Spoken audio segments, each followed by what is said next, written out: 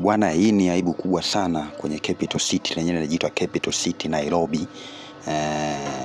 Pale Kenya ni aibu kubwa, jiji kama ile nakosa miundombinu mizuri ya kupitisha maji, kupelekea mafuriko kuzagaa ovyo ovyo, maji yanaenda ovyo ovyo mjini kote patamaniki, na inalazimu watu kukodi vitoroli ili kubebwa.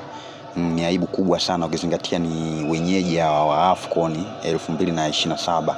Hii inatoa picha gani kama mshabiki wa mpira, ukizingatia jiji hili ambalo kidogo linajinasibu lenyewe liko juu ya majiji yote, ukilinganisha Dar es Salaam, Kampala lenyewe linajiita Capital City. Sasa angalia watu wanaogelea mitaani, yani kama kijijini, na ukilinganisha hili jiji kubwa kabisa Nairobi. Ni kweli ni aibu kubwa kwa jiji kama Nairobi kutoboresha miundombinu yake, kupelekea vitu kama hivi kutokea. Sasa najiuliza, kama Morocco tu tulivyokuwa tunashuhudia AFCON kulikuwa na mvua zikiendelea, je, kama hivi mvua mfululizo AFCON sio tatutia aibu hawa watu jamani?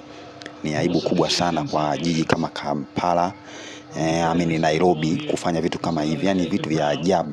Mizigo imeloa na vitu vingine vimepelekea kupata hasara kubwa kwa watu kutokana na mvua kubwa inanyesha, lakini mwelekeo sahihi wa maji au ueleweki unaenda wapi. Hii ni aibu kubwa sana kwa jiji kama Nairobi ambalo linajinasibu lenyewe ni jiji bora lenye miundombinu mizuri, hoteli nzuri, lakini limekosa mpangilio sahihi wa maji.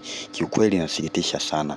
Naomba uangalie mtazamaji, hii ni aibu kubwa tunaenda kuipata kwenye finali za AFCON 2027. Ukizingatia finali hizi zinachezwa kipindi cha mvua. Sasa itakuwaje kama jiji ambalo linajinasibu lenyewe Capital City linatia aibu ya ujinga kama huu?